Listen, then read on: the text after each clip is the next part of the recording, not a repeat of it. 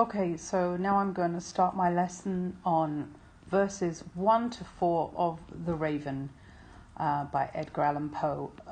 Just bear in mind that the language here is quite tricky, and you're going to have to pay attention because there are words here that you've never come across before. In fact, there are words in this poem that I've never come across before. So let's get going. We'll start with verse 1. I'll read it aloud first of all. Once upon a midnight dreary, while I pondered, weak and weary, over many a quaint and curious volume of forgotten lore, while I nodded, nearly napping, suddenly there came a tapping, as of someone gently rapping at my chamber door. "'Tis some visitor," I muttered, tapping at my chamber door. Only this and nothing more. Okay, so we're setting the scene. It's almost like a story rather than a poem. We've got once, right? One time, like once upon a time. Upon a midnight dreary. Okay, dreary means depressing. If the weather's dreary, it means it's grey, it's cold. And a midnight. Okay, remember we've got midnight, which is a time between one day and the next. It's one of the, always in horror and in fantasy, there's that, when you reach the border, when one thing turns into another, that's when crazy things start happening. So midnight is quite relevant. While I pondered, okay, pondered means to think and sort of, if you're pondering, you're lost in your thoughts, okay?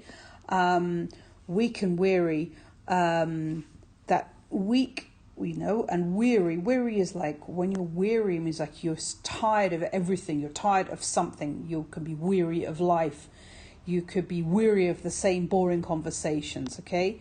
Over many a quaint and curious volume of forgotten lore. So this person is pondering over, okay, many a quaint and curious volume of forgotten lore. Quaint is unusual, okay, and curious means strange.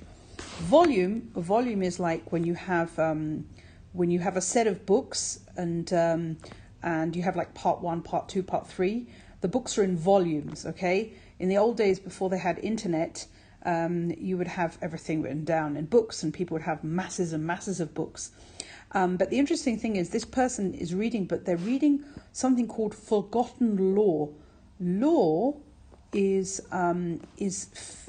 fairy tales, is stories of the past. It's not something. This is not factual. This is some kind of a fiction. Okay, so in a way, he's tired. The narrator is tired, and he's sitting there on this desk with all these books, and it says forgotten lore. Okay, so these are stories of long ago, right? Something we're talking about the past. We're not talking about now, and we're talking about things that stories that people don't relate to anymore, which is interesting.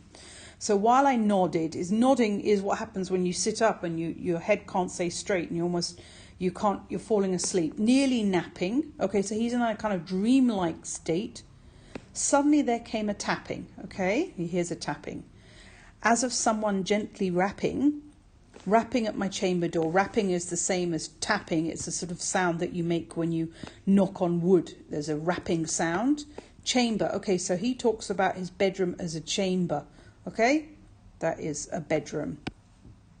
And now he says tis. Tis means it is, okay?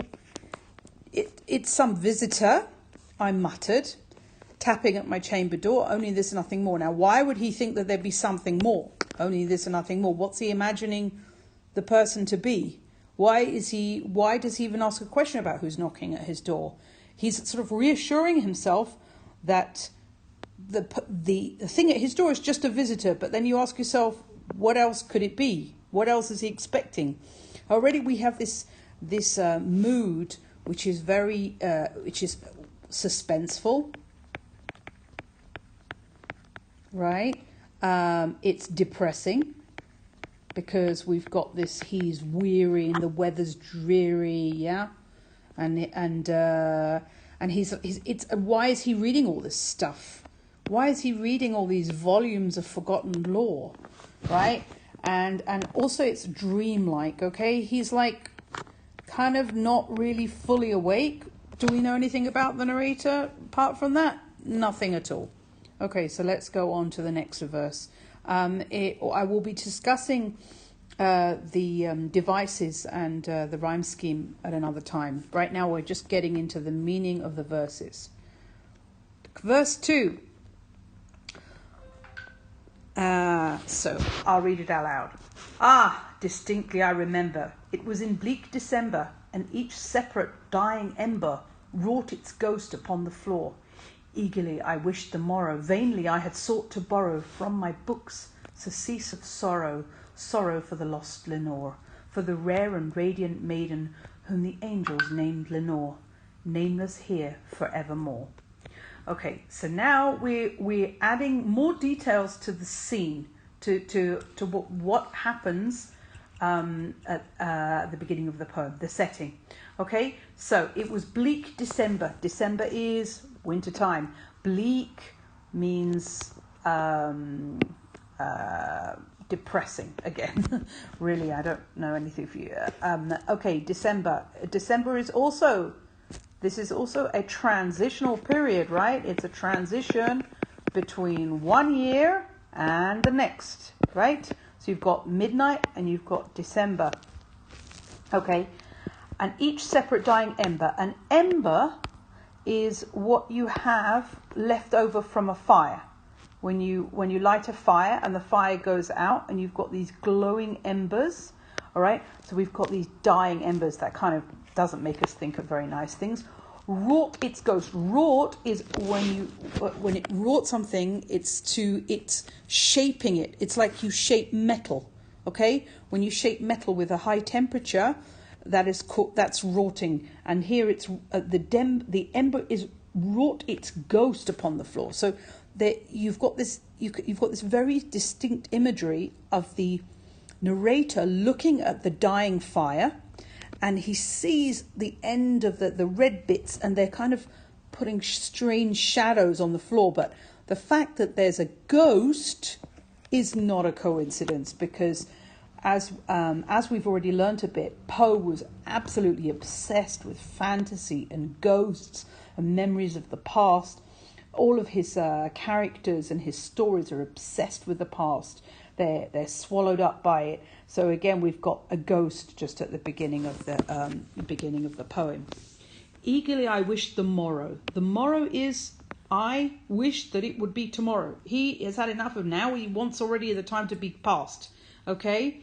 Eagerly means, obviously when you're waiting for something eagerly, that means you have a lot of expectation, meaning he is not happy with what is going on right now. He just wishes it would be over and done with. And the morrow, interesting, if we go back, morrow, and we're going back to when it was December, is morrow could be the new year, right? This could be the end of December, and he could be looking forward to the new year. Vainly I had sought to borrow. Vainly means in vain, which means that unsuccessfully. You try to do something and it's vainly, it means you don't succeed. I had sought to borrow, okay? But it's not borrowing as in the usual sense of the word, because it's borrowing from my books surcease of sorrow. Here we go. I sought to borrow. Sought means I tried to borrow from my books. Which books? Which books? The books about lost and forgotten lore, the books about stories from long ago. Surcease means the end, okay, of sorrow. Sorrow for the lost lore. So let's sort of untie this a little bit. He wants to read his books in order to escape from sorrow. Sorrow is sadness. Sorrow for the lost Lenore. Okay, who's Lenore? Somebody very important. Lost can mean two things. It can mean literally lost, but it could also mean, when you talk about your lost loved ones, it could mean that someone died, okay? For the rare and radiant maiden, notice the rare, radiant, I've forgotten the technique, but you'll find out later. The rare and radiant maiden, okay, maiden is a young woman, okay? Usually a virgin. whom the angels named Lenore, right? It's not that I call her Lenore, the angels call her Lenore. This is somebody who he has very strong feelings for indeed, if he says that the angels called her Lenore, that she's barely a human, she's more like a goddess or an angel. Okay, nameless here forevermore. So nameless, this is a very interesting word.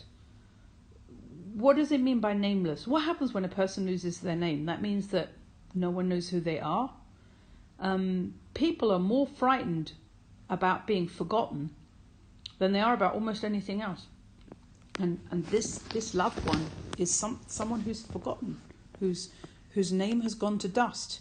This is like a very depressing statement. And then we've got the evermore, meaning from this point on, nobody will know who she is. So we as the readers imagine that this Lenore is dead. She's passed on, okay? And she passed on in a tragic way and at a young age because she's a maiden, right?